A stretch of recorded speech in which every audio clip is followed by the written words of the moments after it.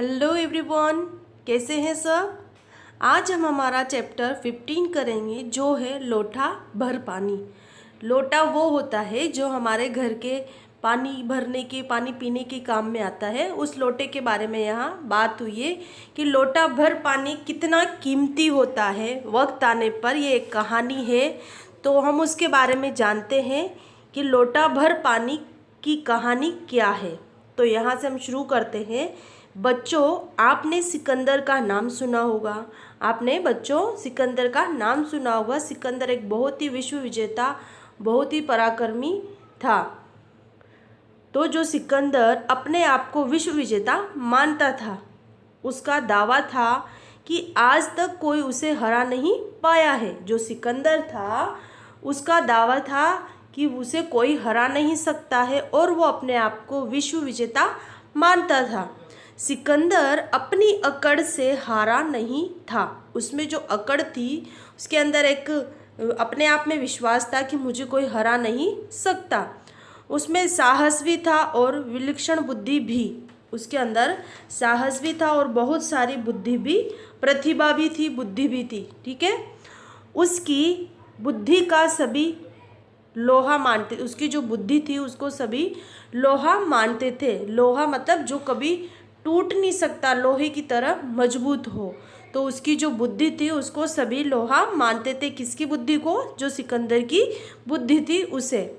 कब किस युद्ध में वह क्या नई तकनीक प्रयोग में लाएगा, इसका कोई अंदाजा भी नहीं लगा पाता था। जो सिकंदर था कि कभी किस युद्ध में वो नई तकनीक मतलब किस तरह का प्लान करके वो कार्य करेगा, इसका कोई भी अंदाजा नहीं लगा सकता था। हार से उसका कोई परिचय ही नहीं था, मतलब वो कभी हारा ही नहीं था। तो उसका परिचय मतलब जान पहचान उसकी हुई नहीं थी हार से, कि हारा कैसे जाता है। इसीलिए वो अपने आप को विश्व विजेता मानता था। इसीलिए उसे महान सिकंदर कहते हैं। महान सिकंदर क्यों कहते हैं? क्योंकि उसकी बुद्धि भी बहुत थी, वो बहुत पराक्रमी था। और कब अपनी तकनीक से किस तरह से वो नए नए प्रयोग करता था, किस युद्ध में वो कैसा प्रयोग कर कर हरा सकता है सामने वाले को। तो इसीलिए उसको सिकंदर माना जाता था। महान सिकंदर उसको कहते थे। नेपोलियन को भी अपने जीवन में एक बार हार का मुंह देखना पड़ा था। जो नेपोलियन बोनापार्ट था उसको भी अपने जीवन में एक बार हार का मुंह देखना पड़ा था। सिकंदर को छोड़ दुनिया में ऐसा कोई दूसरा योद्धा नहीं हुआ जिसे कभी न कभी हारना न पड़ा हो। सिकंदर के अलावा दूसरा योद्धा ऐसा कोई भी नहीं था जो कभी नहीं हारा हो। कभी न कभी किसी न किसी तरह से कोई हारा ही रहा है। सम्राट अशोक भी महान था, पर सिकंदर आखिर सिकंदर ही था। जो अशोक सम्राट थे उसके बारे में बताया कि वो भी बहुत महान थे, किंतु जो सिकंदर है वो सिकंदर ही था। तो यहाँ तक हमने जाना कि जो सिकंदर थे वो बहुत ही विश्व विजेता अपने आप को मानता था। उसका दावा था कि उसे कोई हरा नहीं सकता है। उसके अंदर बहुत साहस, बुद्धि थी। उसकी बुद्धि को लोहे की तरह समझा जाता था। वो युद्ध में नई नई तकनीक का प्रयोग करता था। उसने कभी हार का मुंह नहीं देखा था। यहाँ तक हमने इस पैराग्राफ में इतना जाना। अब आगे हम चलते हैं। हाँ, तो वह एक बार भारत आया। भारत ठहरा संतों फकीरों का देश।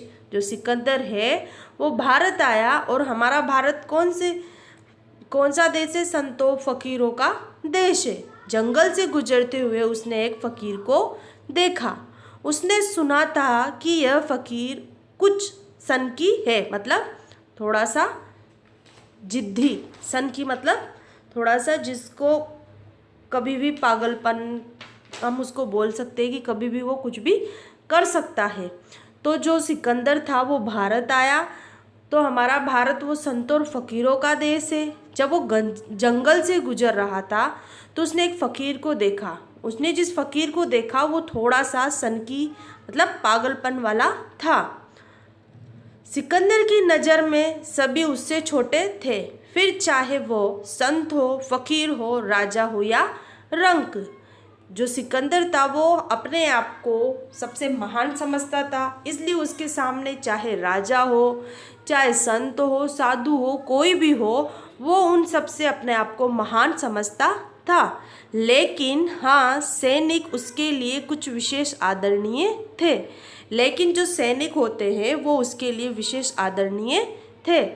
फकीर की कुटिया में जाने पर फकीर ने उसे ऊपर से नीचे तक सरसरी नज़र से देखा। जब वो फकीर की कुटिया में अंदर गया तो जो संत था, फकीर था, उसने सरसरी नज़र से देखा, मतलब ऊपर से लेकर नीचे तक निहारते हैं उसे, इस तरह से देखा।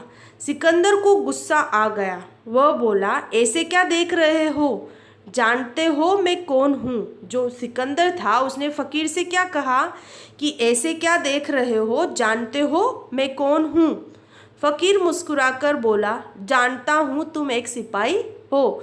जो फ़कीर है वो मुस्कुराकर बोला, जानता हूँ तुम एक सिपाही हो। तो यहाँ पर हमने एक पूरे पेज में हमने जाना कि एक सिकंदर जो महान योद्धा है वो अपने आप को विश्व विजेता मानता है। उसका दावा है कि उसको आज तक कोई हरा नहीं पाया है, ना ही कोई हरा पाएगा। उसके अंदर एक अकड़ है, साहस है, बुद्धि है, और जो उसकी बुद्धि वो किसके समान है? लोहे के समान है। कब किस युद्ध में वो अपनी नई तकनीक का प्रयोग करे इसका कोई अंदाज़ा भी नहीं लगा पाया है। उसकी कभी हार हुई नहीं, इसलिए उसका कभी हार से परिचय भी नहीं हुआ है। इसीलिए वो सिकंदर, उसको महान सिकंदर कहते हैं। नेपोलियन, अशोक, ये सब भी महान थे, लेकिन सिकंदर तो सिकंदर ही है। अब जो सिकंदर है वो भारत आया, और हमारा भारत कौन सा देश है? संतों और फकीरों का देश है। जब वो जंगल से गुजर रहा था तो उसने एक फ़कीर को देखा जिसके बारे में उसने सुना था कि वो थोड़ा सा पागलपन, मतलब सनकी टाइप का है। तो जब वो उस फ़कीर की कुटिया में अंदर गया तो जो फ़कीर था उसने उसको ऊपर से लेकर नीचे तक निहारा, नज़र से देखा।